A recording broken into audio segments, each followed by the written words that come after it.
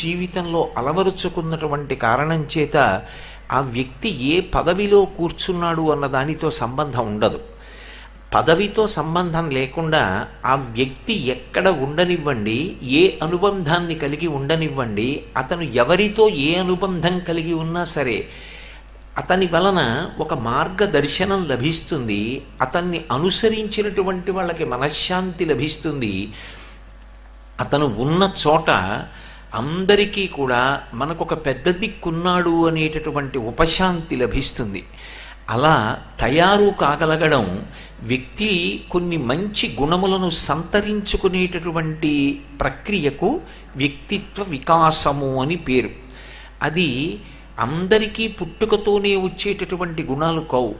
కొన్ని సమాజంలో ప్రయత్నపూర్వకంగా తెలుసుకుని జీవితంలో అనుష్ఠాన పర్యంతంలోకి తెచ్చుకోవాలి సరే. అందుకే అందరికన్నా ముందు జాగ్రత్తతో కూడుకున్న జీవనం ఎవరికి ఉండాలి అంటే బాగా చదువుకుంటున్న వాళ్ళకే ఉండాలి. చదువు బాగా ఉండడం ఒకెత్తు, చదువుతో పాటుగా మంచి గుణములను కలిగి ఉండడం ఒకెత్తు. దాన్ని వ్యక్తిత్వ వికాసము అంటారు. వ్యక్తిత్వ వికాసమునందు ప్రధానముగా 5 లక్షణములు ఉంటాయి. మొట్టమొదటిది ఆరోగ్యము, అది శరీర సంబంధమై ఉంటుంది. రెండవది అధ్యవసాయము అంటారు. మూడవది ఆలోచన యందు సునిశ్చిత ప్రజ్ఞ. నాలుగవది ఎప్పుడైనా సరే ఆవేశమునందు సమతౌల్యము.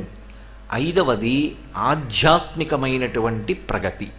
ఈ 5ంటిని కలిగి